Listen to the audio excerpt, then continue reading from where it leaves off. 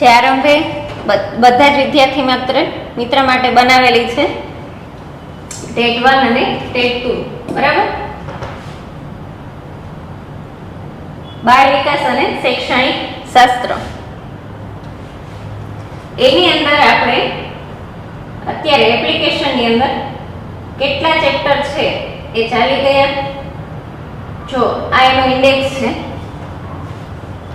અને આપણે અત્યારે યુટ્યુબની અંદર તમારા માટે જે પણ એમસીક્યુ લઈને આવ્યા છીએ એ પણ આપણા સિલેબસ પ્રમાણે જ બધા એમસીક્યુ લઈને આવ્યા છીએ.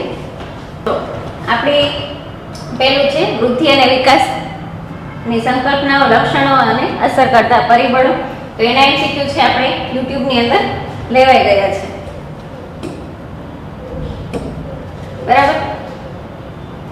પછી જ્ઞાનાત્મક અને નૈતિક વિકાસના એના પણ લેવાઈ ગયા છે, અને સામાજિકીકરણના પ્રક્રિયાઓ એના એમસીક્યુ છે જે આપણે આવતીકાલે લેવાના છે.